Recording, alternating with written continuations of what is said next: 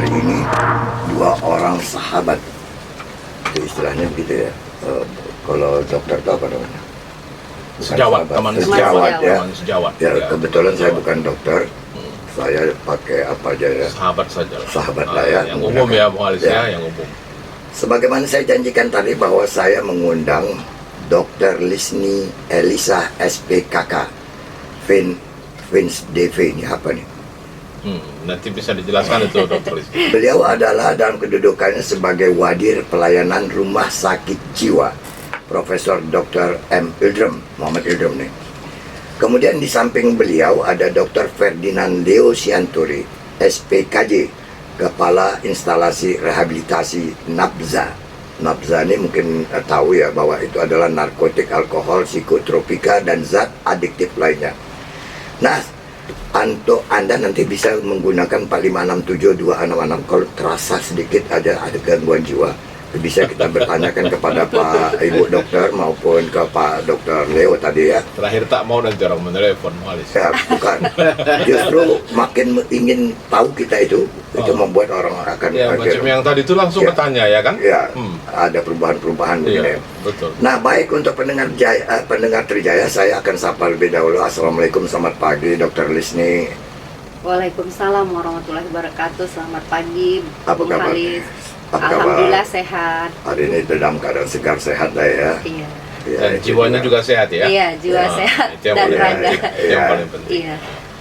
Kemudian juga sama Dr. Leo. Ya, selamat pagi Dokter. Ya, selamat pagi Bung Apa kabar? Halis. Ya, Puji Tuhan, sehat. Ya, Sianturi ini biasanya dari Sedikalang ya.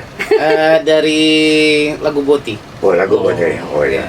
Ya, Ya, baik. betul. Tapi bagusnya tuh sampai kacamata lah, Leo. Ya, itu hubungan. Ya, tadi bertanya awak ya kan berapa usia? Katanya masih muda kali, masih belum kepala 5 ya kan? Tapi itu pakai kacamata. Ya. Tapi nggak apa-apa lah, dia udah biasa menghadapi orang-orang macam kita di sana. Iya, iya. Nah, Sebagaimana kita sampaikan tadi bahwasanya beliau kedua ini adalah merupakan orang-orang yang kita harapkan bisa menambah wawasan kita dan bisa mencegah segala sesuatu yang terkait dengan kegangguan kejiwaan kita. Baik, saya ke Bu Wadir dulu nih. Kalau dilihat dari nama rumah sakit jiwa nih, ya kan, tentu perlu adanya sebuah rumah sakit yang khusus menangani kejiwaan kan gitu kira-kira ya. Iya. Apa memang banyak kali rupanya gangguan kejiwaan di masyarakat kita nih gitu. Ya, terima kasih Bung Halis, Ya. terima kasih juga Bang An. Mungkin saya sapa dulu. Ya, selamat pagi untuk seluruh pemirsa, pendengar Trijaya FM yang saya cintai. Mungkin saya ini sedikit bahwa Radio Trijaya FM ini termasuk salah satu radio yang saya favorit atau senangi. Terima kasih. Karena setiap pagi saya mau jalan ke kantor tuh pasti menghidupkan Radio Trijaya dulu. Kenapa? Dan cukup jauh ya dari rumah ke Tuntungan Iya, ya? 1 jam. 1 jam, iya, betul. Jadi karena apa, beritanya itu Iya. ya kan, yang news, jadi pasti Iya. nggak membaca pun kita mendengar tiap pagi suara Bang An dan Bung Halis itu udah dengar.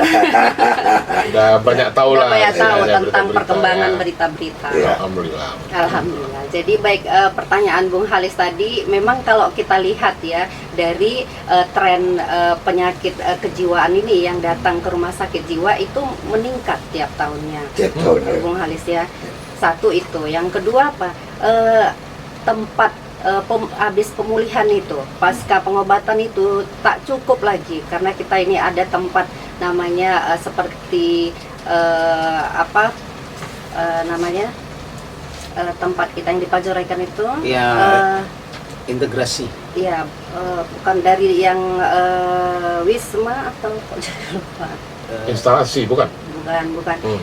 Tempat rumah singgah ataupun Dinas itu sosial. kan dinas sosial punya itu udah penuh, itu ada di gitu ya? di bawah Pemprovsu yang disiapkan dari dinas sosial. Jadi itu selalu penuh, full. Kapasitasnya itu 115 tempat tidur nggak bisa. Jadi kita mau kirim karena kan kita tahu masalah ODGJ atau orang dengan gangguan jiwa ini di rumah sakit jiwa itu karena banyaknya ya baik dari masyarakat maupun dari aparat walaupun dari dinsos yang mengirimkan, sehingga itu selalu full. Kami Kalau boleh tahu rasionya berapa persen yang ada 1% dari jumlah penduduk Kota Medan? ada lah ya, Ada karena ya? kami bor yang kami pakai selama ini kan bor bed occupation rate. Oh, dari bor, ya, Bor dari kita bornya itu, ya. iya kita tinggi, termasuk yang tinggi, termasuk tapi apa dibarengi dengan length of stay, loss-nya tinggi juga. Oh begitu. Nah, loss ini maksudnya lamanya rawat inap di rumah sakit jiwa itu tinggi, yang seharusnya kan dia berganti 30 hari. Nah, Turnovernya turnovernya harus berputar ya. Itu dari 30 hari itu penentuannya dari mana itu, Bu Dokter? Itu sebenarnya dari kita ketentuan berdasarkan klaim BPJS. Klaim BPJS gitu. kita sebenarnya sih 21 hari kan, tapi kita rata-rata tuh 30. Oh ya, teringat saya BPJS melayani orang Melayani. perawatan ini ya. Iya. Ya, tapi perawatan yang dilayani oleh BPJS itu apakah gangguan jiwa karena sosial atau apakah karena dia membuat kesalahan sendiri seperti narkotik atau apa? Pasti Ada klasifikasinya ya. klasifikasinya yang pasti kita setiap datang itu kan belum tentu juga, misalnya yang dikirim itu yang dia dengan mengamuk atau mengganggu masyarakat dengan gangguan jiwa, tentunya kita asesmen dulu. Itulah ada dokter psikiatri kita, ya, dokter SPJP kita yang mengasesmen begitu dia masuk di IGD. Nanti setelah diasesmen, kalaulah ini memang dia gangguan jiwa, tentulah kita rawat. Nah, kalaulah tidak, ya kita ada juga psikolog kita. Jadi mereka juga nanti ikutlah sama-sama mengasesmen. Nah, ini kan kita bisa rawat jalan dulu. Jadi mungkin indikasinya tidak langsung rawat inap. Dokter Lisni, berapa besarkah pasien yang terdampak oleh karena narkotik ini? Oh, kalau narkotik ini Mana yang lebih banyak rasionya dengan yang gangguan jiwa? Ya, gangguan jiwa yang lebih banyak. Oh ya. Iya. Cuma kan saat ini kita ini namanya darurat ya, darurat dengan yang terpapar dari narkoba. Ya, memang istilahnya sekarang ini kita ini lagi sedang darurat narkoba ya. Iya, karena kita nomor 1 di Indonesia, ya, Sumatera Utara ini. Iya, mungkin kita ya pekerjaan berat lah ini. Siapa saja yang bisa mendapatkan gangguan jiwa ini? Banyak ya. Jadi, apakah kita semua ini kemungkinan itu atau apa? Atau rasionya berapa banding apanya tuh, Dokter Leo? Ya, Karena begini Dokter Leo, kalau kita lihat kan seseorang yang terkena gangguan jiwa itu kan kita menilik ke atasnya gitu. Apakah memang ada hubungannya dengan hereditas atau keturunan gitu ya? Itu mungkin bisa juga Dokter Leo jelaskan. Jadi terima kasih atas kesempatan yang diberikan kepada saya, Bung Aan dan Bung dan Bung Halis ya. Masih muda ya. Jadi gangguan jiwa ini bisa menyerang siapa saja, bisa ya. Tapi bisa detail dulu menceritakan apa sebenarnya gangguan jiwa itu yang dimaksud dengan gangguan jiwa. Oke, baik. Ada perubahan apa yang terjadi di ODGJ, orang dengan gangguan jiwa. Kalau dulu kita dengar bukan begitu kan? Orgil kata. Ya itulah nggak boleh Bang orgil. An. Kenapa? Karena kita harus memberitahukan kepada masyarakat jangan lagi pakai istilah orang gila. Karena kita harus memanusiakan manusia, mereka kan saudara-saudara kita. Karena juga. masih ada punya kesempatan untuk dirawat ya. Iya. Dulu pun orang masih ketuntungan tuh bukan dibilang orang sakit jiwa Iya, kan? rumah sakit orang Yang gila. gila kan orang. Iya.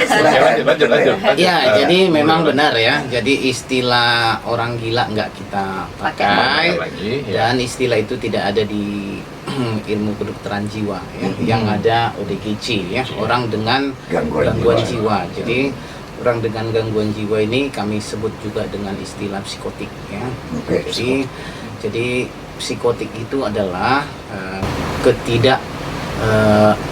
suatu gangguan jiwa yang ditandai dengan yang nyata atau yang tidak nyata. Jadi sudah sulit membedakan ini suatu hal yang nyata atau ini suatu hayalan ya. Jadi misalnya orang itu tampak seperti aneh ya. Ada perubahan lah gitu ya. Ya, jadi ada perubahan pikiran, alam perasaan dan perilaku. Jadi itu dilihat perubahannya itu dari mana? dari sorot matakah, dari pembicaraan kah, atau Cara fisik atau ngomong apa? gimana? Atau kelakuan barangkali dokter? Ya, memang secara awam kita bisa lihat dari yang 3 tadi ya. Iya, iya. Jadi ada pikiran, Iya. ya, pikiran yang aneh, alam perasaan yang Iya. berbeda atau aneh, dan perilaku yang aneh. Mungkin kita secara awam kita bisa melihat pasien itu tampak lain daripada biasanya. Ya, mungkin kalau dia seorang misalnya masih muda, kita lihat anak kita misalnya, kita lihat hari-harinya seperti biasa misalnya, tapi tiba-tiba dia lebih perubahan perilaku ya, seperti mau mengurung diri misalnya, lebih pendiam ya, kemudian tidak mau keluar rumah ya, itu Kebanyakan bisa seperti itu ya. ya, itu bisa gejala-gejala awal. Kalau agresif tidak. Nanti itu berkembang kemudian. Oh, jadi kemudian baru bisa Jadi bilang, setiap ada perubahan dari kebiasaannya itu perlu dicurigai gitu. Kita anggap itu gejala awal. Ya. Nanti itu bisa berkembang nanti menjadi lebih berat ya. Misalnya dia perilakunya aneh, misalnya mau senyum-senyum sendiri, Ya. ketawa sendiri.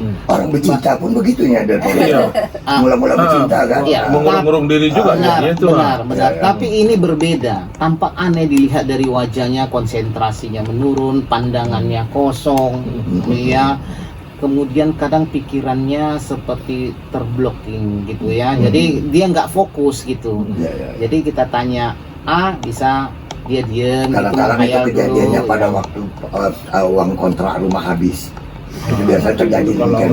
udah stres tampaknya begitu. Itu mungkin Jadi- salah satu lah itu, salah satu. Jadi, dokter Leo, jangan sedikit apa ya. Kalau saya ini kan suka joke ya. Baik. Ya, kadang-kadang sesuatu itu kan saya joke kan ya. Baik. Bukan berarti mendekatkan Ya. bahasa itu kan kepada. Jadi saya mau jelaskan penyebabnya dulu. Iya, iya, betul. Tadi ada Bung An tadi menanya apa-apa saja ya. Bisa pertama memang benar ya, genetik keturunan. Jadi bisa dari orang tua, kakek, nenek, saudara gitu ya. Bisa kita mengenai diturunkan kepada si anak tersebut. Kalau Ya, genetik itu, apakah dia melihat perilaku kebiasaan yang terjadi di sekitarnya yang membuat dia itu akan terikut gitu, gimana? Memang sudah. Ataukah darahnya gitu?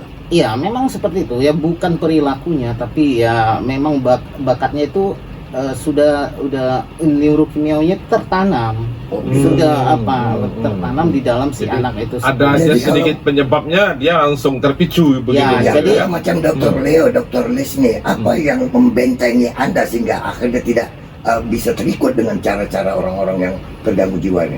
Apa yang supaya kami tahu juga kan, kami juga harus membentengi ini kan begitu. Ya, Kalau yang kita baca di joke itu, Bang Halis katanya ikut-ikut juga lah kita macam orang tuh katanya begitu kan? Ya contohnya kan kalau kita pergi ke rumah sakit jiwa lah kan, sekedar untuk mau melihatkan. Tiba-tiba kita duduk, ada orang yang pakaian keren gitu kan, dia kan duduk di sebelah kita kan. Nah begitu dia senyum kan, kita kan senyum, sama-sama kita berpikir apa yang gila, apa dia berpikir kita yang gila kan, gitu kan. Itu betul Itu kan makanya. ya. Jadi pertanyaan tadi. jadi penyebabnya tadi sudah saya sampaikan, Ya. ada genetik, ada juga nanti penyebabnya itu oleh karena stres kehidupan. Ya, Depresi, ya. jadi di sini kita melihat tadi udah disinggung apakah kontrakan gitu ya. Jadi artinya disebut dengan stresor psikososial. Oke, Jadi saya tahan dulu stres psikososial. Sosial. Kita terima. Halo. Halo, selamat pagi. Halo. Ya, halo. Halo, Ya, silakan. mau nanya bang, Ya, apa silakan. namanya, kalau mau masuk TNI dan polisi kan itu disertai surat kesehatan kan, SKCK, sehat jasmani dan rohani. Tetapi ini kan ada berhubungan dengan darurat narkoba. Tetapi kenapa setelah dia udah masuk dinas kepolisian sama tentara, kenapa masih memakai narkoba sama menjual narkoba? Itu aja ya. Itu aku lah jawabnya tuh. Oh, Ya kan. tahu seorang nih, tahu seorang nih. Tahu seorang nih. sifatnya umum. Sifatnya. Ya, ya kan kadang-kadang kan kita ini kan saya mengilustrasikan begini Dr. Leo. Saya ini kan perokok. Ya. ada satu masa saya ingin berhenti merokok Baik. dan akhirnya saya bisa berhenti merokok. Iya. Kan dianggap orang, oh, udah bagus ini. Tapi tiba-tiba ada sesuatu kejadian lagi yang membuat saya untuk merokok lagi. Kan ini kan berarti kan ada ulangan di situ kan. Iya. Jadi kalau kita mau katakan kita memilih seorang anggota dewan lah katakan, kita lihat sehari-hari karakternya bagus, apa yang semua bagus. Tapi setelah dia menjadi kemudian ada peluang atau apa ya yang akhirnya membuat dia salah, kan tak bisa kita bilangkan ya ini salah di awal kan gitu. Bukan karena salah tes atau salah periksa tadi kan begitu Iya. ya Bung ya. Tapi maaf itu jawaban saya. Kalau dokter Leo belum tahu. Bisa juga dokter Leo menjawab kan. Iya. Ayo silakan dokter Leo atau dokter Leo silakan. Iya, jadi jadi saya mungkin koreksi ya, bukan surat kesehatan jasmani rohani ya, surat kesehatan fisik, jadi sehat fisik dan mental. Iya. Pada saat itu. Gitu Ya. Ya, Ya. pemeriksaannya pada saat Ada. itu kan. Jadi Ya. pemeriksaannya pada saat itu. Jadi dia saat itu mungkin diperiksa fisiknya sehat, fisik ini sehat, kemudian diperiksa mental. Jadi kita bekerja sama dengan psikolog klinik ya, psikolog klinis untuk melakukan tes. Ada beberapa tes dan tes ini itu yang harus dijawab, kemudian dikeluarkan hasilnya setelah wawancara dengan psikiaternya. Nah, tadi pertanyaannya kenapa masih udah dites tadi bagus, Masih ada mau juga lagi masih gitu, ya. yaitu ada faktor lingkungan tentu ya, Ya. stres kehidupan, faktor lingkungan dan pergaulan ya. Jadi itu bisa mempengaruhi kita ke depannya ya, bukan berarti hari ini kita sehat sampai kapanpun kita sehat belum tentu juga Ya, ya. ya. Termasuk juga sih hari ini kita tergoda mungkin hari ini kita masih mental kita kuat ya, psikis kita kuat, tapi dengan godaan di luar lebih kuat bisa mempengaruhi juga perilaku kita Terbawa ya, jadinya. terbawa. Ya, seperti itu. Ya, itu kan pasti disebut dengan ya perubahan-perubahan ya dokter di Iya, sini ya. iya. Jadi berapa lama lah itu biasanya dari kalau kata dokter Leo tadi ada pemeriksaan kan begitu. Berapa lama lah terjadinya suatu perubahan kadang-kadang? Lingkungan itu mempengaruhi itu berapa lama lah? Kalau kita boleh hitung dengan waktu. Jadi memang setiap orang berbeda. Jadi nggak ada kata berapa lama ya. Jadi sama seperti merokok, berapa lama merokok bisa menyebabkan TBC gitu misalnya contohnya. Atau Jadi, kerusakan paru ya. iya, infeksi Atau paru gitu. leper Jadi atau apa setiap gitu orang ya. bisa berbeda-beda ya, tergantung jumlahnya, misalnya batang rokoknya berapa sering, itu juga mempengaruhi. Ini pun sama Sama ya. Ya, semakin tinggi stresor kehidupannya ya, karena setiap orang kan beda stresor kehidupannya ya, stresor psikososialnya. Tadi bisa sambung tadi dengan penjelasan dokter Leo yang terputus oleh telepon tadi. Yang mana? Yang stresor psikososial ya. iya. Oh ya, tadi ada gangguan, tadi ada genetik, ada stresor psikososial ya. Oke. Jadi itu maksudnya kemampuan seorang untuk bisa beradaptasi atau mengatasi suatu masalah ya. Ya. Jadi ada orang mungkin kita menganggapnya itu kan masalah kecil. Tapi sama si seorang itu, sama si Si Polan pasien itu, ya, Polan itu ya. itu dianggap suatu besar masalahnya. Masa itu aja nggak bisa diatasi, kecil gitu. Tapi sama dia besar. Itulah sebagai cikal bakal untuk bisa terjadi gangguan ya, gangguan jiwa ya.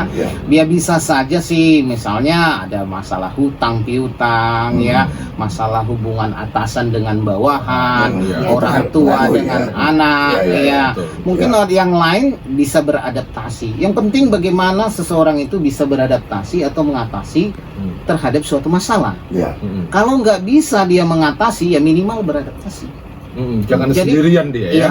Jangan Ya, dibiarkan misalnya sendiri, kehilangan orang tua, misalnya ya, orang Orang yang dicintai, cinta atau disayangi memang betul-betul jadi tulang punggung keluarga seperti itu ya, nggak ada yang diharapkan lagi gitu ya. Ya mungkin selama ini dia bermalas-malasan. Bagaimanalah menyelesaikan masalah ini sebagai tulang punggung tadi keluarganya? Ya bukan berarti mendiamkan, tidak mau bekerja, misalnya berarti kita harus mengatasi masalah. Oke, dulu pendapatannya besar karena meninggal orang tuanya, jadi mengecil lah, tak ada lagi pendapatan. Tentu dia harus bagaimana mengatasi. Kak, bisa dia mengatasi adaptasinya seperti apa ya? Minimal dia jadi misalnya bekerja duduk kasar, atau dia misalnya ngojek online atau apapun, mungkin tak sebanding lagi, tapi setidaknya bisa dia beradaptasi dengan masalah itu. Dokter, saya pernah mendengar istilah introvert, extrovert. Ya, kalau kita kaitkan dengan persoalan ini tadi itu, bagaimana kan seorang introvert itu kan jarang dia mau menyampaikan sesuatu masalahnya. Apakah itu akan lebih rentan untuk dia memperoleh penyakit gangguan jiwa ini dibandingkan dengan orang ekstrovert gitu? Iya, memang itu kepribadian ya, kepribadian introvert atau ekstrovert. Memang kebanyakan orang-orang yang gangguan jiwa itu introvert. Ya, tidak mau bercerita, berbagi masalah. Jadi kalau kita lihat perbandingannya memang lebih banyak diidap oleh orang-orang yang biasanya introvert ya, iya, gitu ya, lebih banyak, dokter ya. Lebih banyak. Lebih banyak ya. Ya. Jadi Saya kadang-kadang kan begitu juga kelakuan saya, karena kan kalau saya itu termasuk orang yang tidak pernah mau menceritakan sesuatu masalah. Ya, kadang-kadang saya berbisik dengan hati saya sendiri, komat kamit dengan hati saya sendiri. Apakah ini bisa akan sangat mempengaruhi terhadap Bapak? Saya pikir kalau penyiar radio bukan introvert ya. Kasusnya kan berbeda. Kalau saya katakan saya itu pemain drama atau aktor, mungkin iya. Saya bisa menempatkan diri saya misalnya, ya kan, sebagai seorang introvert tadi, tapi saya bisa bertindak sebagai seorang ekstrovert. Misalnya dalam pagi ini, saya melupakan sesuatu persoalan. Ya itu karena pekerjaan maksudnya. Iya, bisa saja. Kita lebih profesional, profesionalismenya itu kan berbeda. Dominan ya. Jadi saya coba menggambarkan, padahal ini kan banyak terjadi di luar sana kan. Yang artinya bisa, kalau kita katakan dalam bahasa apanya, kita menjadi orang yang munafik lah dulu sedikit. Dualisme kan begitu ya. Introvert ataupun ekstrovert itu kan yang menilai kan orang lain. Baik, saya tahan lagi sekali. Kita harus terima telepon dari orang lain dulu. Halo. Ya. Untuk narkoba ini ujung tombaknya adalah polisi dan tentara. Kalau misalnya ini terlibat narkoba, maka sampai kapanpun tidak akan bisa selesai masalah narkoba ini. Waktu mereka pendaftaran jadi TNI sama polisi, mereka kan ada dimintai surat keterangan kesehatan, baik itu jasmani dan rohani, termasuk kejiwaan kan gitu. Nah, berarti kenapa pada saat setelah masuk ke dinas mereka jadi pemakai gitu? Di mana kesalahannya gitu? Apakah karena pemeriksaan awalnya surat kesehatannya di kotak-katik atau bagaimana gitu? Jadi kalau misalnya dia terlibat narkoba, ini apakah ada masalah kejiwaan dia gitu? Baik, terima kasih. Jadi ini karena apa? Karena ujung tombaknya itu adalah TNI sama polisi. Kalau ini tidak dibersihkan, maka sampai kapanpun narkoba tidak akan bisa selesai. Baik. Kita belum bicara tentang narkoba. Masalah ODGJ. Tadi barangkali sudah dijawab oleh Dr. Leo bahwa faktor lingkungan juga sangat mempengaruhi. Hari ini dia menjadi orang baik dengan lingkungan yang selalu diapainya, ini berubah menjadi tidak baik. Ya, sama seperti Bung Ali sampaikan tadi soal merokok itu kan. Dia bilang ini, saya membaca buku. Ternyata dalam buku itu dilarang merokok. Nah, sejak itu kenapa Bang? Abang berhenti merokok? Enggak, sejak itu saya nggak lagi mau baca buku katanya. Kan itu kan bisa juga terjadi yang seperti itu, faktor lingkungan. Baik, jadi untuk Budi, kita nanti bicara tentang pembahasan tentang narkotik di sesi berikutnya. Saya masih mau ingin mengorek tentang kejiwaan kita dulu kan, terjadi perubahan-perubahan ini. Tadi sudah disebutkan oleh Dr. Leo tentang introvert dan ekstrovert tadi. Mungkin terputus oleh jaringan telepon orang lain tadi katanya kan. Silakan disambung, dokter. Ya, jadi kan saya bilang tadi introvert ekstrovert itu kan yang menilai kan orang lain ya. Mungkin seperti tadi Bung Halis bilang ada dualisme. Jadi satu mungkin karena profesionalisme, satu lagi memang begitu ya kondisinya. Ya artinya memang yang dipakai adalah kondisi sehari-hari, bukan profesionalismenya ya. Jadi bagaimana dia kehidupannya di rumah maupun di luar selain sebagai pekerjaannya. Jadi itu yang kita nilai. Jadi mereka ini kan orang yang dengan gangguan jiwa ini cenderung kalau yang introvert tidak mau berbagi, Tidak mau berbagi. cerita, Ya, jadi ya, ya. Tak menahan pernah dia mau sendiri. mendiskusikan Iya, persoalannya. kan tadi dasarnya saya bilang stresor psikososial. Tak ada tadi. kamus curhat dalam Jadi dirinya, bagaimana begitu ya, Dr. Leo, mengatasi dan Ah. beradaptasi. Atau dia boleh dikatakan dia terlalu pede gitu ya dokter. Bisa, artinya dia merasakan bahwa dia mampu untuk menyelesaikan persoalan itu sendiri. Jadi kita ini manusia ini adalah makhluk sosial. Ya. Ya, jadi kita nggak bisa bekerja dan hidup sendiri, Tanpa bersosial ya. harus ada bantuan orang lain. Iya, iya. Ya, sosial ini bisa orang tua, orang yang dipercaya. Ya. Ya, itu tentu kita berbagi ke sana. Sama seperti kita belajar sendiri dengan belajar kelompok, Ya. itu berbeda. Beda. Baik. Ya, ya, kelompok itu lebih kuat. Tapi maaf saya potong dokter. Iya. Saya setuju dengan apa yang disampaikan dokter tentang sebagai makhluk sosial. Iya. Ya, kalaulah makhluk sosial ini tentu kaitannya dengan lingkungan. Iya. Tadi kita sudah membahas tentang apa yang disampaikan penelpon tadi itu. Iya. Bahwasanya dan jawaban kita, faktor lingkungan juga sangat mengaruhi. Apakah artinya sebagai makhluk sosial ini bagaimana menjaga supaya lingkungannya itu tidak terkontaminasi kan begitu. Kalau sempat ini bisa ini terus artinya Ibu Wadir sibuk dengan ngurus pelayanannya itu kan, minta diperbesar rumah sakit kan, karena makin banyak orang yang datang ke sana. Kalau dokter melihatnya gimana? Iya, jadi kan kita ini ada yang namanya promosi, ada namanya pencegahan ya. Jadi jadi itu namanya pencegahan. Apa sih yang harus kita lakukan untuk tidak terjadi ya masalah lingkungan itu? Tentu ini kerjasama antara apa namanya pemerintah daerah, kemudian rohaniawan ya, kemudian ketua-ketua RT RW, begitu itu yang harus kita. Artinya makhluk sosial tadi itu mencari lingkungannya yang pas Jadi, terhadap dirinya kan itu menjalin kerjasama ya. Ya, Tapi saya tahan lagi, balik lagi dokter. ya. Ya ini banyak yang minat, mungkin banyak rasanya yang terganggu jiwanya nih. Halo. Halo. Ya. Assalamualaikum Bu Hari. Waalaikumsalam. Bung Ahmad. Yuk, Bung Arman. Bapak Dokter narasumber ya. Ya. Ada Dokter kita. Dokter Isni dan ada Dokter Leo. Dr. Leo. Iya, selamat pagi Dokter Isni, Dokter Leo. Ya, selamat Ya. pagi. Agak berat nih karena Bung Ades karena masalah orang gila ini Bung Ades ya. Ini kan gila sudah kita hapus. Ah. Nah, Orang dengan Oke. gangguan ODGJ. gangguan jiwa Bung ODGJ. Ades gitu ya. Jadi kalau kita lihat Bung Ades, kita hidup ini kan sementara Bung Ades. Ya. Bakal hilang meninggal semuanya kita ya kan gitu kan. Pasti mati kita Bung Ades gitu kan. Ya. Tapi ada beberapa orang di antara kita ini, saudara-saudara kita yang mungkin gila kekayaan, gila jabatan, gila kehormatan, mungkin kadang-kadang udah 2 periode menjadi lurah, menjadi 3 periode mungkin gitu kan. Nah, jadi bagaimana lah menangani kegilaan ini Bung Halis gitu kan, supaya kita sadar bahwasanya apa yang kita kejar di dunia ini gitu kan. Baik. Bakal kita pun udah duduknya kita jadi pejabat, tiba-tiba korupsi Bung Halis, hancur keluarga kita Bung Halis gitu kan. Banyak kita lihat seperti itu. Udah senang ya hidupnya gitu kan, apa yang dikejarnya lagi gitu kan. Nah, cukuplah karena ditinggalkan semuanya itu, ada harta pun melimpah nggak dibawa mati gitu kan. Ya, Ada betul. mobil mewah ditinggal juga gitu kan. Tapi kenapa kita kejar dunia ini begitu apanya Bung Ali? Ibarat kata Jor-jorannya begitu ya, Bung Arman, hancur-hancuran ya. kita kan sampai mengorbankan saudara-saudara kita yang lain Bung Ali gitu kan. Baik. Ya. Nah, jadi apalah cara kita supaya mereka ini janganlah mengejar jabatan, mengejar kehormatan dan lain-lain. Terima kasih Bung Ali, Pak Dokter. Baik. Bu Dokter. Apa perlu jawaban Dokter Leo, Dokter Tahu. Isni atau dari jawaban dari saya? Nah, jawaban dari kami aja lah Bung Arman ya. Ah. Kalau jawaban dari saya, kalau sepanjang saya tahu, ya, kalau begitu pula macam dokter jiwa pula. Ya, kan selalu kan konotasi.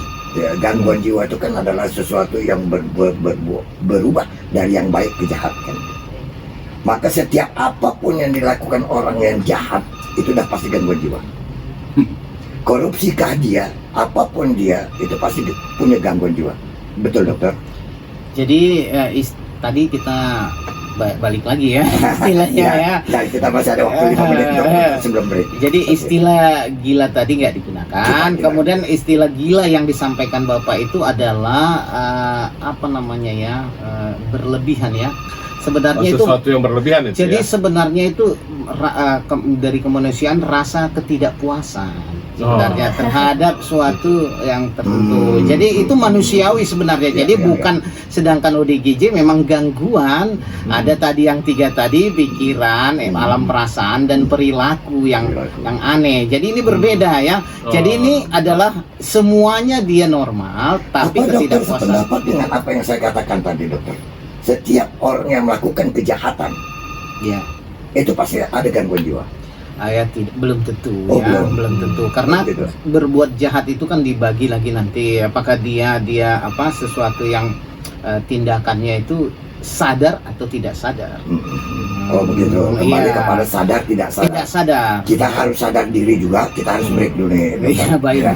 Nah untuk pendengar terjaya sebelum kita break kita terima dulu telepon nanti kita simpan dulu pertanyaannya. Baik. Halo. Halo Bang, tadi memang dokter bilang itu karena faktor lingkungan, padahal dia kan waktu pas masuk TNI sama polisi kan di dicek kesehatannya, lari keliling berapa menit dan berapa meter kan. Baik. Jadi kan di situ dia kan dalam kondisi baik dan Baik. dia tinggal di asrama. Baik. Tetapi kenapa menjadi pecandu narkoba? Ya, sekali-sekali kan keluarga Lingkungan mana yang Budi. menyebabkan dia pecandu narkoba? Ini harus diselidiki. Ya. Apakah salah di awal di tes pendaftaran atau di lingkungannya di mana gitu? Baik, saya jawab Dok Budi.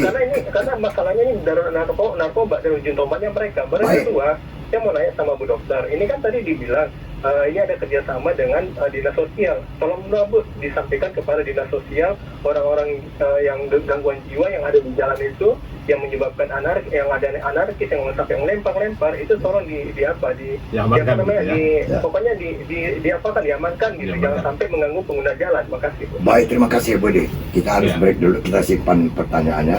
Ya, tapi Budi nampaknya masih getol sekali Iya, dengan itu cerita saja, narkotik soal ya. narkoba. Ya, sesi kedua. Karena kan barangkali pun orang yang berada di barak itu sekali-sekali keluar juga kan Betul, begitu ya. betul. Ya, jadi dia tak mungkin ada di dalam barak itu saja dia terus. Betul. Begitu. Betul. Wah, tak lihat mertua, tak lihat orang tua, sekali-sekali ke kampung kan bisa juga kan gitu Betul. kejadiannya. Ya, betul. Baik, tentang nanti tentang Ibu Wadir tadi akan memberikan jawaban tentang kolaborasi dengan Dinas Sosial. Nanti kita setelah break ini. Tetap bersama kami di 95,1 Trijaya FM, The Real News and Information. Sampai pukul 9, ya masih ada waktu beberapa menit lagi kan untuk kita memahami tentang masalah kejiwaan dan apa yang dilakukan oleh Rumah Sakit Dr. Ildrem ini ya, Rumah Sakit Jiwa. Nah, tamu kami adalah Dr. Lisni. Ya, beliau adalah Wakil Direktur Rumah Sakit Jiwa Dr. Ildrem. Kemudian ada Dr. Leo Sianturi, beliau adalah spesialis SPKJ, Spesialis kedokteran jiwa. Kedokteran jiwa. spesialis kedokteran jiwa ya, SKJ. SPKJ ya, kalau SKJ senam pagi itu ya. Kesenam kesadaran jasmani. Kalau zaman dulu SPKJ itu spesialis keluhan jiwa. Oke, sebelum kita mulai kita dengar dulu telepon barangkali sebagai penyambutan pada kita pagi hari ini. Oke, Halo. Dari Bung Arman lagi Bung Ali. silakan. Iya, saya awali dengan kata mutiara.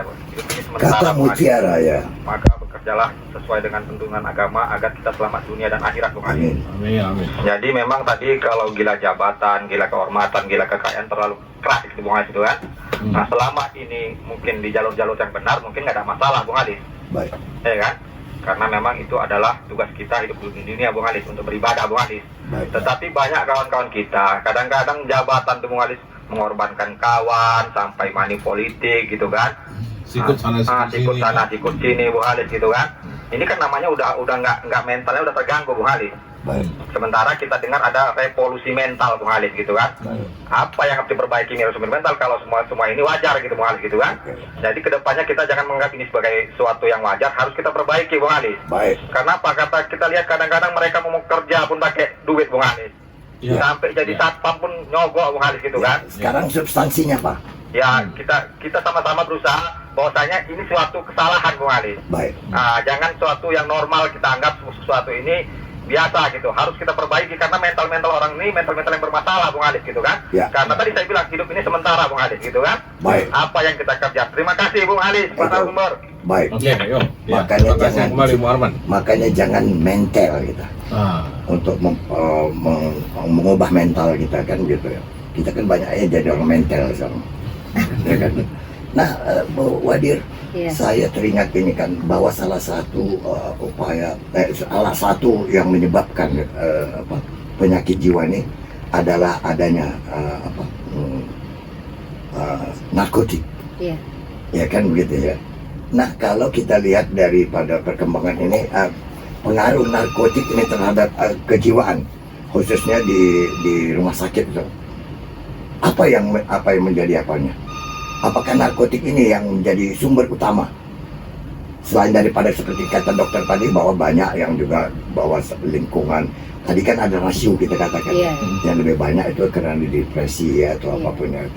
Ada 3 faktor penyebabnya. Nah, kalau narkotik ini memang juga sangat mempengaruhi terhadap apa? Untuk jadi ODGJ. ODGJ. Iya, mempengaruhi karena Ya. itu nanti ada dual diagnosis, istilah dari Ya. SPKJ kita. Jadi ada yang dia memang pengguna narkotika murni, Ya. ada yang memang udah dengan gangguan jiwa. Ya. Nah, biasanya ini mereka ini udah kronis, sudah memang sering berulang, yang mungkin udah levelnya mungkin yang bukan yang biasa-biasa tapi sudah yang tinggi, udah lebih level konsentrasi yang tinggi lah dia pemakainya, sehingga mudahlah terjadi untuk gangguan jiwa. Jadi kalau di rumah sakit kita ini memang ada yang kita rawat seperti itu, memang belum banyak sekali. Kita saya laporkan juga di sini bahwa kita telah membuka untuk rehabilitasi narkoba. Kebanyakan mereka adiktif narkotik nih, atau karena baru pemula-pemula saja atau gimana? Ya, biasanya memang adiktif, mungkin ditambahin nanti sama dokter Leo yang lebih tahu tentang itu. Jadi kita kalau yang di rumah sakit jiwa ini memang kita bagi itu. Ada yang memang untuk rehabilitasi narkobanya itu beda nanti ruang rawatnya. Nah, kalau dia memang datang misalnya nanti masuk ke rumah sakit kita dengan 2 gangguan ini. Nah, ada gangguan jiwanya, ada gangguan narkobanya. Nah, itu kalau yang seperti ini kita atasi dulu gangguan jiwanya. Nah, karena itu biasa yang lebih akut. Nah, itu kita masukkanlah dia dalam perawatan dengan gangguan jiwa. Apakah rehabilitasi ini adalah salah satu faktor untuk menekan orang mencintai narkotik?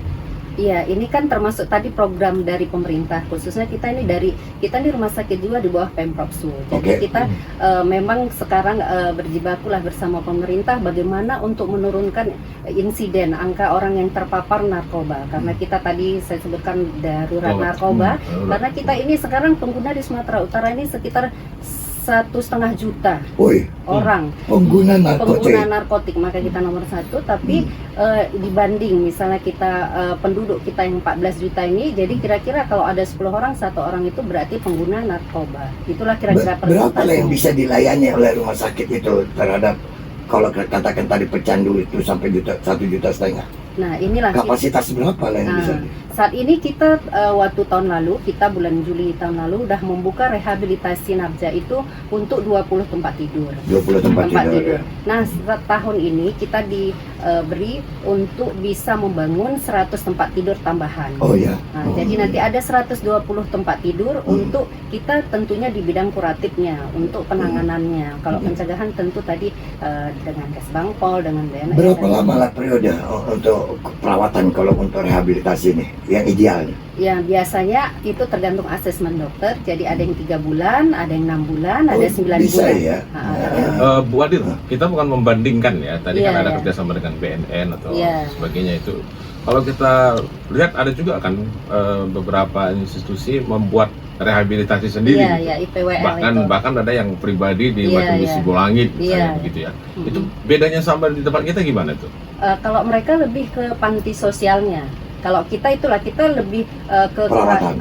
perawatan penanganan ini kita ada istilahnya penanganan untuk medis dan untuk sosial. Jadi sebenarnya kalau orang yang terpapar dengan narkoba ini, jadi harus adalah untuk penanganan medisnya dulu. Nah, itulah itu artinya ada istilah untuk penanganan detoxnya. Jadi kita di situ mengurangi atau menghilangkan efek dari obat narkotika yang sudah dia pakai. Nah, setelah itu barulah rehab sosial. Ya. Jadi nanti rehabilitasi sosial inilah kita kembalikan dia supaya bisa bersosial kembali, bisa melupakan yang telah dipakainya. Itu banyak kegiatannya. Jadi misalnya mulai dari kita kasih bimbingan rohani, kemudian juga dengan ada keterampilan apa yang dia bisa supaya dia ke depan bisa hidup lagi bersosial sebagaimana biasanya, misalnya bercocok tanam ataupun membuat UMKM. Sejauh ini ada nggak kita lihat bahwa kegiatan sana dan kegiatan kita ini tumpang tindih begitu? Karena Sebenarnya kalau saya lihat kan di sana itu kan semua keluhan apapun tingkatnya mereka terima gitu.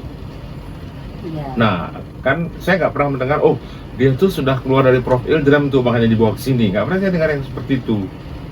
Kalau tadi Bu Lisni menjelaskan kan seolah-olah kan di tempat kita dulu Iya. diselesaikan hal yang berbentuk medis lah kita katakan ya. Iya. Baru nanti berbentuk sosialnya di sana kan gitu. Jadi mungkin mereka itu memang yang kita maksudkan dia memang rehabilitasi sosial. Jadi mungkin melihat tingkat ya gangguan ataupun pemakainya. Jadi istilahnya grade-nya bukan yang akut, yang parah gitu. Jadi mungkin mereka lebih ke masih bisa ditangani dengan hanya rehabilitasi sosial. Oke, kita tahan dulu, balik lagi kita. Baik, Saya dengar dari telepon. Halo. Oke, halo. Halo, Ya, ini kan masuk ke sesi. ini kawan Dr. Leo nih. Wakil Presiden kita akan melegalkan ganja. Nah ini kalau misalnya ini terjadi disahkan, maka akan banjir obat-obatan yang mengandung ganja dari luar negeri, dan akan banjir juga ganja dari luar negeri, dari Indonesia, dan semua akan menanam ganja kan gitu. Oke. Jadi kalau misalnya ini udah banjir di Indonesia, maka ini akan dijual bebaskan kan gitu. Nah ini sudah darurat narkoba, banjir lagi ganja. Ini apakah ada dampak yang sangat baiknya gitu? Jadi apakah dokter ini setuju kalau ganja ini dilegalkan? Karena kita waktunya singkat ya, Apakah Bu Dokter ini setuju dengan ganja ini dilegalkan? Gitu. Makasih Pak. Justru saya ingin bertanya sama Bu Dita gitu. Ya, Abang Dr. Leo. Ya kalau kita dengar ini bakal kerja keras Dr. Leo nih. Ya 1,5 juta yang terpapar ya, boleh dikatakan istilahnya itu ya, tentang narkotik ini. Sedangkan kapasitas yang dimiliki oleh rumah sakit itu kan sangat terbatas. Sebagai kepala instalasi, apa yang tindakan yang Anda lakukan? Iya, jadi tadi sudah disampaikan sama Ibu Wadir. Jadi mereka-mereka yang korban penyalahgunaan narkoba itu harus kita rehab ya. Ada rehab yang medis dan rehab sosial. Memang dengan jumlah yang cukup banyak itu tidak bisa menampung seluruhnya. Jadi rumah sakit jiwa memang saat ini baru ada 20 bed, tapi tahun ini akan dibangun 100 bed. Jadi nanti di samping rehab-rehab yang ada, yang BNN punya, yang swasta, nanti berbagi. Keprihatinan itu ya. Itu cara. Apakah setelah orang yang direhab itu, ya artinya kan tadi kan ada yang melihat dari assessmentnya kan ada 3 bulan, 6 bulan, 9 bulan dan seterusnya kan gitu. Bahkan mungkin ada yang jangka panjang. Apakah setelah rehab itu seseorang itu bisa dikatakan kategori bersih dari narkotik? Ya, istilah bersih ini kan dalam hal penggunaannya ya. Pasti mereka sudah bersih. Ya, kan ini kan sehubungan dengan perilaku. Kan perilakunya yang terganggu. Mungkin nggak mereka terulang lagi gitu? Ya mungkin. Mungkin. Berapa besar kemungkinannya itu dokter? Jadi nggak ada, memang belum ada penelitian persentasenya. Tapi tadinya kan kita lakukan rehab apa aja yang kita kerjakan di rehab itu Tadi ada pertama medis ya.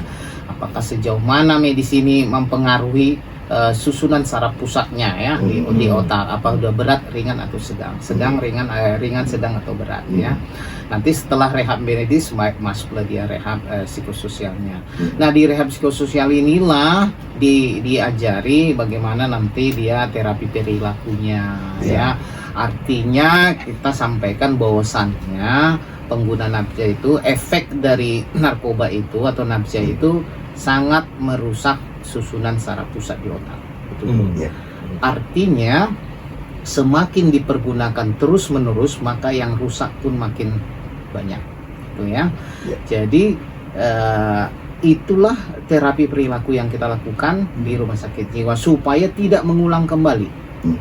Ya, jadi banyak hal nanti di situ dilakukan, ya. Seperti kayak lecture atau kuliah-kuliah seperti itu, penyuluhan, ada nanti terapi individu, terapi kelompok, ya, terapi keluarga. Itu dengan yang ODGJ akibat tidak narkoba ya, tidak nafsa itu ada perbedaan nggak? Iya, iya. Perilaku Tadi mereka memang itu? Apa belum perbedaannya? dijelaskan tadi ya, sama Iya, coba. Ibu Wadir. Jadi pengguna narkoba ini bisa bisa mengakibatkan dua ya. Satu bisa menyebabkan gangguan jiwa, bisa juga tidak. Ya. Yang menyebabkan gangguan jiwa dibagi lagi, apakah orang yang sudah gangguan jiwa menggunakan, ada lagi. Jadi orang gangguan jiwa yang menggunakan itu yang disebut dengan dual diagnosis. Ada yang orang menggunakan narkoba atau nafsa ini bisa menyebabkan gangguan jiwa atau jadi ODGJ, ya. Ada lagi orang yang menggunakan nafsa ini jadi tidak menyebabkan gangguan jiwa tapi gangguan perilaku, ya, tetap menggunakan, jadi ketergantungan yang menyebabkan kondisi fisik maupun psikisnya ada yang sifatnya ada yang sementara, ada yang menetap. Yang menetap itu bisa jadi gangguan jiwa. Yang sementara yang diinduksi dia, yang dipengaruhi oleh nafsu itu sifatnya sementara, ada. Ya, misalnya dia bisa seminggu 2 minggu aja. Dokter, sebelum saya lupa kan kali ini, mungkin dokter kan selalu berkonsultasi atau bertanya baik pendatang baru yang pasien-pasien itu ataupun yang sudah lama kan gitu. Saya ingin tahu dokter, apa yang mendorong seseorang itu menggunakan narkotik? Ya, ada beberapa perilaku ya, ada beberapa perilaku. Jadi pengguna hampir semua ya, pengguna narkoba ini atau nafsa ini ya ada istilahnya coba-coba. Coba-coba. Ya, ada istilahnya coba-coba. Ada istilahnya buat senang-senang aja. Ya, tadi coba mungkin sekali 3 bulan. Ya, coba dulu lah. Nanti ada khusus senang-senang. Jadi kalau senang-senang ini mungkin kawan, ya ketemu nanti kawan datang dari luar kota, ya, tiba-tiba sebulan sekali. Nah, itu buat senang-senang. Atau bukan lifestyle atau nanti mengakibatkan ke sana. Jadi awalnya tadi kan coba-coba, tadi tak pernah coba-coba, kemudian buat senang-senang. Jadi akhirnya meningkat, jadi kebiasaan. Kebiasaan ya. Jadi kebiasaan, oke, tadinya sekali sebulan, udahlah kita senang-senangnya ditingkatkan. Gimana kalau setiap malam minggu aja? Kan jadi kebiasaan. Iya kan? Nah, tadi saya katakan dia nafsu ini mempengaruhi susunan saraf pusat. Jadi di otak itu dibuat, dia ada yang membuat kita senang. Ada yang saya dengar barangkali dokter ya, bisa dijelaskan juga nanti untuk pendengar. Kan ada yang pengguna narkotik ini, ya kan, yang sifatnya temperamental, emosional. Ada yang tenang, slow, tak kabar pun kita dia ada itu pengguna. Itu apa yang mempengaruhi itu dokter? Baik, jadi kan di otak ada yang namanya bagaimana tadi satu lagi ya. Tadi saya terpotong tadi. Ada dia coba-coba, tak pernah pakai, coba-coba, senang-senang, kemudian kebiasaan, akhirnya di ketergantungan. Itu dia, oke, Pak. Begitu ketergantungan sehingga dia baru mempengaruhi susunan saraf pusat di otak ya. Jadi ada tadi pengguna narkoba yang buat tadi dia apa tadi meningkat, temperamental, ada yang malah dia tenang aja, tergantung jenis zatnya. Gitu. Ya. Jadi kalau dia misalnya yang lebih meningkat ke atas, itulah yang disebut dengan efek nafza terhadap susunan saraf pusat, yaitu efek stimulan namanya. Yang mana yang paling berbahaya sebenarnya dokter? Kan dari aturan pemerintah, penelitian kesehatan, semuanya berbahaya. Karena begini, saya coba mengapakannya dokter, kan kalau saya bilang kan tadi ada yang temperamental, ini bisa terlihat kita secara fisik, ini mungkin akan mengganggu ketentraman kan begitu, bahkan keluarganya juga mungkin akan terganggu. Tapi kalau kita lihat pola hidup para artis misalnya, ya mereka tenang, berita ada terganggu, masyarakat pun tak terganggu. Tiba-tiba masuk berita ya. Ini kan artinya kan kalau dia tidak mengganggu kan tak ada masalah kira-kira. Ya, jadi ini kan artinya kita aturan kan sudah dibuat ya pemerintah bahwasannya dengan tim kesehatan itu memang sudah akhirnya nanti mempengaruhi perilaku. Itu dia Pak. Itu dia Bu maksud saya ya. Jadi perilaku ini akan nanti berubah-ubah, itu akibatnya. Bisa iya. Yang tadinya dia biasa aja jadi temperamen atau pemarah, emosional. Ada yang terlihat jadi aneh, kayak senyum-senyum tenang, ada masalah, ayo kita ke sana. Suatu waktu mungkin obsesinya tak terpenuhi. Jadi terus. Ya, jadi artinya ini mana yang ringan, mana yang sedang, mana yang berat, semuanya kita anggap ini beresiko dan berbahaya. Gitu ya. Nanti apakah setiap orang yang menggunakan bisa akhirnya gangguan jiwa atau tidak, itu tergantung individunya ya. Tak semuanya pengguna ibaratnya kita yang normal pun apakah kita bisa terkena penyakit atau tidak terkena itu tergantung imunitas dan daya tahan tubuh juga kan, seperti itu mungkin ya. Ya, kekuatan fisik dan mental kita ya. Dokter, saya ini kan waktu kita udah mepet kali ini kan. Saya pasti ngelompat aja ini. Ya kan begitu ya. Sebagai seorang dokter yang menguasai tentang masalah kejiwaan, apakah Anda setuju ya kan kemarin tuh dengan adanya kemungkinan atau pertanyaan daripada pemerintah Thailand sudah menyetujui tentang boleh ganja sebagai medical. Anda setuju nggak itu digunakan, itu dimanfaatkan di Indonesia ini? Iya. Sebagai dokter jiwa, artinya kita menyorot dari segi kesehatannya ya, jangan segi ke apa ya? Kalau kalau di Sumatera Barat ganja itu boleh dibawa di bus. Gitu ya. Tanya sama Bu Lisni. Jadi ini mirip dengan alkohol ya. Jadi misalnya alkohol dilarang nggak ya? Dilarang dalam agama misalnya Kalau tidak dilarang agama boleh sedikit. Semuanya kalau sedikit tidak mempengaruhi. Tapi kan jika dikonsumsi dalam jumlah besar ataupun banyak, di situ dia jadi mempengaruhi perilaku. Ya, apakah ganja itu bisa dijadikan alat obat? Ya, beberapa penelitian bisa dijadikan obat. Makanya saya sebut tadi tergantung kegunaannya apa. Mungkin dibatasi lah. Artinya dari pihak dokter kejiwaan kan ini kan sudah tahu tadi itu dampak-dampak daripada apa yang disebut nabza tadi itu kan begitu. Salah satu kan nabza ini kan ada ganja dalamnya. Bahwa itu terus terang aja kita sepakat bahwa itu tidak baik. Kan itu sepakat kita kan begitu. Nah kemudian ada orang yang mengangkat bahwa itu bisa digunakan untuk kesehatan. Kan ini kan kontradiksi nih apanya jadinya. Nah pihak rumah sakit ahli-ahli penyakit jiwa, apakah tidak pernah menekankan ini kepada apa misalnya? Iya, makanya itu sesuai dengan aturan pemerintah itu tak boleh. Tapi untuk kebutuhan medis ke depan memang itu penting. Ada gunanya. Sama seperti saya bilang tadi alkohol. Saya bilang mungkin dari segi jadi apanya perlu dibuat regulasi tertentu lah ya. Ya banyak yang minum tua misalnya itu kan sedikit. Tapi kalau sudah memabukkan, nah itu kan jadi masalah perilaku jadinya. Ini menarik pembahasan kita nih kalau cerita tentang narkotik ataupun sesuatu yang membuat kejiwaan kita itu pasti menarik. Tapi sayangnya waktu kita sudah begitu. Dan Ibu Wadir ada PR tentu Bu Wadir nanti ini tentang bagaimana kerjasama kita dengan Dinas Sosial untuk menertibkan ODGJ di jalan yang sudah meresahkan itu. Itu mungkin nanti jawabnya pakai WA aja lah sama kami. Kalau itu saya barangkali secara nalar saya mungkin bisa menjawab bahwa Ibu Wadir ini kan hanya menunggunya. Nunggu kirimannya. Seakan mungkin Ibu Wadir ini pula yang berjalan di jalan kan gitu.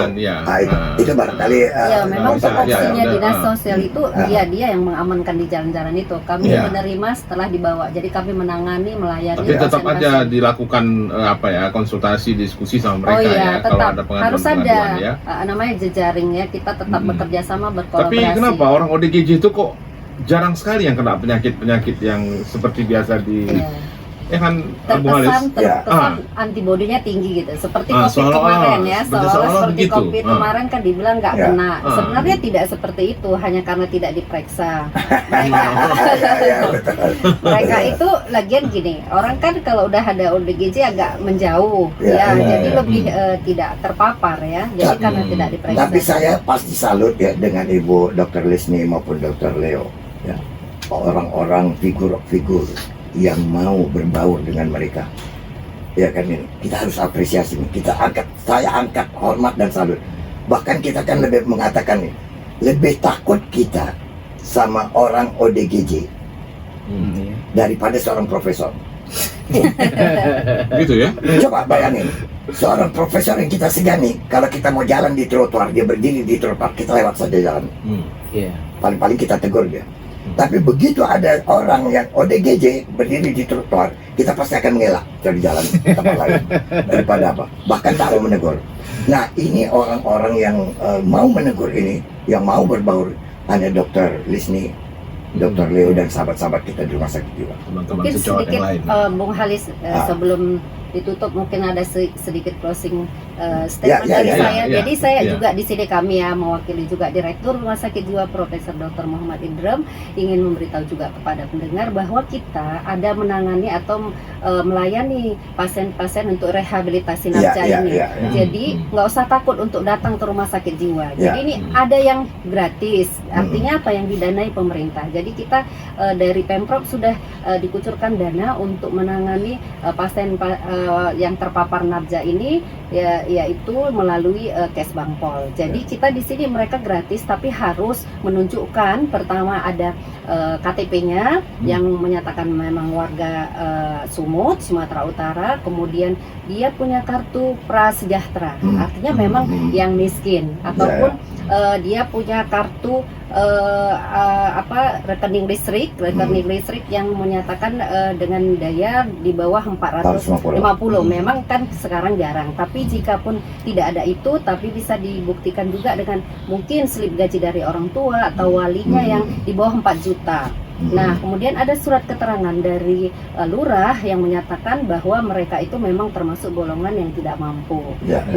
Nah, kemudian memang berniat ada menandatangani fakta integritas bahwa memang mau direhabilitasi untuk tidak melakukan lagi. Jadi itulah makanya kita menghimbau supaya kalau memang adalah di lingkungan, keluarga, saudara, silahkan. Jadi kita kalau memang tak mampu, kita akan pemerintah membantu memberikan. Nah, ini untuk para keluarga yang barangkali mendengarkan perbincangan kita pagi hari ini, apa yang disampaikan oleh Dr. Lisni tadi ya, tentang syarat-syarat untuk bisa mengikuti rehabilitasi di rumah sakit sana itu langsung membawa persyaratan tadi itu langsung ke sana atau ke Kes Bangpol duluan? Ke kita langsung ke sana, langsung ke kita. Dituntungan ini ya, dituntungan ya? Iya, di Jalan Tali Air, tuntungan nomor 21. Ya, terima kasih Dr. Lisni. Ya, mudah-mudahan ini bisa menjadikan suatu juga keinginan daripada masyarakat ya, bahwa pemerintah itu attention terhadap membantu masyarakat penanggulangan narkotik ini kan begitu ya. Nah, Dr. Leo, closing statement. Ya, baik. Tadi udah ya closing dari Ibu Wadir. Jadi dari saya mungkin dari segi penanganan medisnya ya. Jadi ODGJ ini jumlahnya semakin banyak. Dia prevalensinya itu 1% per populasi, kira-kira segitu. Dan penyebabnya dia bisa karena genetik, bisa karena stresor kehidupan, dan penggunaan nafsa ya. Jadi kalau sudah ada tanda-tanda awal, secepatnya lah dibawa berobat ke rumah sakit jiwa untuk berkonsultasi ke psikiater supaya dapat penanganan yang cepat. Dengan penanganan yang cepat, maka orang-orang yang mengidap ODGJ ini cepat tertangani. Nah, yang kedua, mereka-mereka yang pengguna nafsa. Jadi saya sudah sampaikan tadi, pengguna nafsa ini diawali dari banyakkan mereka dari coba-coba, ya akhirnya senang-senang, kebiasaan, akhirnya ketergantungan. Pernyataan dari saya, jangan pernah coba-coba, karena akibatnya sangat berat, mempengaruhi susunan saraf pusat di otak, yang mempengaruhi pikiran, alam perasaan dan perilaku, yang menyebabkan dia jadi aneh. Jadi untuk itu jangan pernah mencoba. Kalau mereka-mereka yang sudah terkena ataupun perilakunya sudah korban penyalahgunaan, maka kita harus rehab di rumah sakit jiwa. Kita siap merawatnya dengan SDM kita yang cukup ya. Ada dokter spesialis jiwa, ada Psikolog. psikolog klinis, kemudian ada kita tim konselor Ya. Iya, yang betul. setiap hari ada jadwalnya, Baik. pagi sampai malam Baik. ya. Jadi untuk itu mari para pemirsa, para pendengar ya, untuk tidak menyembunyikan, tapi secara dini atau secara masih awal itu harus Kalau ada di antara berkonsultasi, keluarga ya. kita ya. Iya. Dan Baik. juga Kenalan atau dan juga tetangga, dari ya. lingkungan atau tetangga baik. ya. Demikian closing statement. Terima kasih. Bung An, silakan tutup. Oke, terima kasih kami kan kepada Bu Wadir, Dr. Lisni Elisha, SPKK ya. Ada satu gelarnya lagi itu agak susah menyebutnya tuh ya, Bu Haris ya. Ya. Terus juga kepada Pins DP. Dr. Leo Sianturi. Kami berpikir begini, sebelum menutup ini, kalau boleh pada perayaan 17 Agustus tidak usah diekspos lah itu hal-hal yang berhubungan dengan kegiatan pasien di rumah Iya, sakit iya. dan jiwa itu. Itu menambah beban pemikiran juga bagi keluarga Iya. kalau kami pikir. Itu mungkin saran kita itu ya, Bung Haris ya. Kami juga mengucapkan terima kasih kepada para pendengar setia Trijaya